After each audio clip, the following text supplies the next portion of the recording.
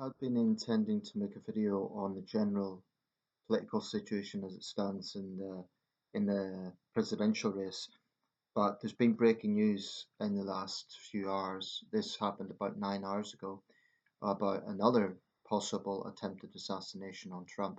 So I'm just going to devote this video to that subject rather than try to bring too much into it. So what apparently happened was Trump was at his golf course at Mar-a-Lago with a donor, one Stephen Witkoff of who's a donor, and the Secret Service saw a man with a rifle. Apparently, it's being called an AK-47. I'm just going by the Wikipedia article on this using my other laptop, and I've been watching it on both CNN and the BBC. And they what's the expression that was used? Brain freeze. They engaged with this guy. Apparently, he then ran off and was seen getting into a car. A witness took the license plate of that. It was a black Nissan, and he was arrested further down the highway. This was in West Palm Beach, Florida, and apparently he was calm when he was arrested. So there was no actual violence. No one has been injured. Trump is safe. Um, Even the shooter has been taken alive into custody, or would-be shooter, but he was found with AK-47 style rifle, a scope, two backpacks, and a GoPro camera. And he has been named as one Ryan Wesley Ruff, Rough, 58 years old. So quite a different demographic from the last would-be assassin, Thomas Matthew Crooks, and I'll be talking about him in a minute. But um, it's obviously an ongoing investigation. The Trump campaign has released a statement saying that it was monsters' response. Yet another monster has tried to do this. The guy's son has said that all he can say is the character profile that he knows is not of this person, and he hopes he will be portrayed in a good way. Now, the Secret Service don't mess around. I've just been watching a Netflix show, Designated Survivor with Kiefer Sutherland, and it just shows obviously that's fictional, but it gives you an idea of how the Secret Service operate. Indeed, after the Butler shooting in Pennsylvania, they came under very heavy criticism. I think somewhat deserved, because I think the responses to that were quite sloppy when people at the rally were telling them that there was a guy on the roof. So they're aware of that criticism, and as far as I know, the woman at the top hasn't resigned yet. So by contrast, they acted very quickly here. I thought very efficiently. But who knows what's going to come out from this one? This is a significant thing. President Joe Biden and Vice President Kamala Harris, Trump's opponent in the 2024 presidential election, were briefed on the incident. The White House said in a statement, the President and Vice President have been briefed about the security incident at the Trump International Golf Course where former President Trump was golfing. They are relieved to know that he is safe. In a statement, Harris said, I've been briefed on reports of gunshots fired near President Trump and his property in Florida, and I'm glad he is safe. Violence has no place in America. Now, just like the Butler shooting, both Biden and Harris have been explicitly clear that they condemn it. That's important because the Trump campaign has tried to frame it like the Democrats are somehow responsible for unhinged people trying to kill him. So it's just false. And at this point, it's worth talking a bit about Thomas Matthew Crooks because there's still huge question marks over that guy. The Butler incident was arguably more serious on the grounds that there was actual violence. Trump was injured. A firefighter was killed. The shooter was killed. It was a more violent incident. Um, Thomas Matthew Crooks, much younger than today's shooter. Um, but a bit of a mystery, this guy. There's no kind of nothing seems to quite add up in terms of, oh yeah, he's definitely a potential assassin. Um, I'm not going to read out the whole article with him, but political activities. This is regarding now Thomas Matthew Crooks, because at the time that happened, I was in the Philippines and I didn't want to upload a video at the time because it was in someone else's house and it just wasn't convenient to do that. Authorities, this is Crook, authorities have said that Crook's political views are unknown and they have not determined whether his assassination attempt was politically motivated. Public records do not indicate his views. On January the 20th, 2021, when he was 17, he donated $15 to the Progressive Turnout Project, a liberal voter turnout group, through the Democratic Party, through the Democratic Party donation platform Act Blue. His donation was made the same day that President Biden was sworn into office. According to the Progressive Turnout Project, he made the donation in response to an email about tuning into the inauguration. He unsubscribed from the group's mailing list in 2022. Crooks had been registered to vote since September 2021. Um, so this was after he made that donation. When he turned 18, he registered as a Republican. So despite giving that previous donation to the Democrats, he registered as a Republican, and he voted only once in the 2022 midterms. So something must have happened in those 9 months between his donation to the Democrats and registering as a Republican that swayed his political mind to the right, to the Republicans. Who knows what happened? Um, but there's nothing to suggest that he was sort of in any kind of extremist group like the Oath Keepers or anything like that. Um, there isn't even anything in the school, like there's no suggestion he was badly bullied or he was a loner or anything like that, except he had a bit of a, apparently he stood out a bit because he used to wear military fatigues, but it says he had no known criminal record, no known mental health problems. He'd been a member of a local shooting club, but there was no suggestion that he was stood out in any other particular way.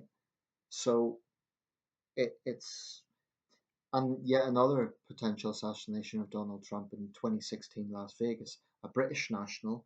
Um, it brought a lot of focus on mental health care in this country. That was one Michael Stephen Sanford, and he of course attempted to grab the secret service pistol of a Las Vegas Metropolitan, excuse me, the service pistol of a Las Vegas Metropolitan Police officer in 2016. Um, he was charged with disorderly conduct and being an illegal alien in possession of a firearm for having previously rented a pistol at shooting range. On September the 13th, 2016, he pleaded guilty to both charges.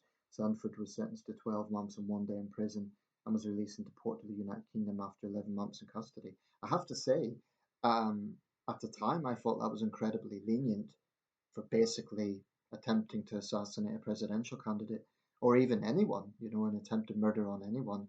11 months. I thought, even though he's my compatriot, I thought that was very lenient. Um, Strange. America's very hard to work out sometimes. Um, so this latest incident, it just reiterates the tensions that are in the United States. Who knows what's going to come out with this one? The guy survived. It'll be interesting to see if he gives any sort of statement explaining, you know. The cynical thing about it is the Trump campaign will try and blame the Democrats. They'll try and blame the left even before this guy's ideology comes out. For all we know, he could be, and I'm speculating here, I don't know. For all we know, he could be a hardcore Trump voter who is disillusioned with how the Trump campaign's going. We just don't know. We just don't know. Um, so until that comes out, I mean, bear in mind it's the Democrats who are more hardline on gun control. This guy had an AK-47. I'm just making the point that you'd think, if anything, he'd be more angry with the Democrats. If he's a gun owner, he'd think, oh, they're gun grabbing and all the rest of it. Um, whereas Trump's record in that is one of basically it's lax. Harris and Biden done the best thing they could do, and also the president, that is Joe Biden, has vowed to give as much Secret Services support as is required. I mean, bear in mind Trump is not the president; he's a presidential candidate. The Secret Service is going to have to allocate so that they have security detail on Biden as president, Harris as vice president, and Trump as a presidential candidate who's been targeted twice. My own thoughts on it. It's wrong. I mean, I'm not going to cry crocodile tears and pretend that I like Donald Trump. I don't. I don't want him to see him in the White House, but political violence can't be normalised in the United States. And Biden and Harris done what they should do, which is unreservedly condemn it. Um, I would argue that Trump is responsible for, increasing a lot of the tensions, but shooting him is not the answer to America's problems. It's wrong. It's extreme. And actually, if in the worst case scenario he was killed, it would martyrize him. So it would be counterproductive in that sense. But it is shocking, and the Secret Service obviously acted a lot quicker here. It's good that there was no actual violence. No one got injured. No one got killed. Um, But just mark my words, Trump will go back out in the rally and claim this is the Democrats' fault, disregarding the fact that they've condemned it. He's already done that in the presidential debate. He claimed he took a bullet for the way the Democrats are running the country. Um, that's just wrong because he knows that they condemned it. Um, this is the American political climate today, and I don't know what this guy thought he was going to do by.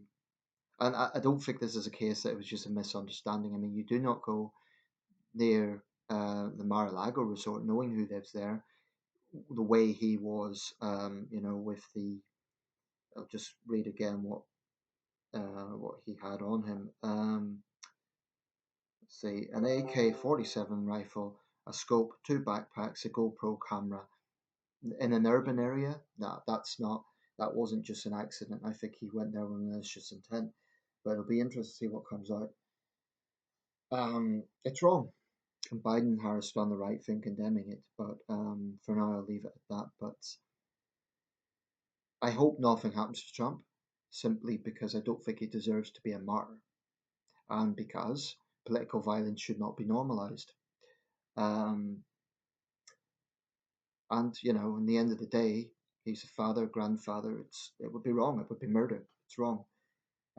So that's yeah, another shocking incident. Um, And the more this happens, if it happens again before the election, then I don't know. It could galvanize the Trump campaign because he'll look like, he's a victim of political violence, which technically he is. Um, so the assassin was not only wrong, but not very bright if he thought that this was something. I mean, I don't know what his thinking is. I guess it'll come out. But it's good that, credit to the Secret Service for acting so decisively and also for taking the guy alive because if he'd been shot dead, then all sorts of conspiracy theories would come out.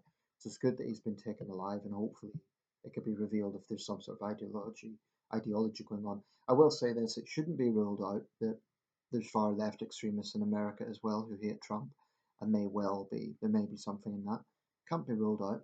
There are extremes on both sides, so that can't be ruled out. But at this point, it's very minimal information. I'll leave it there.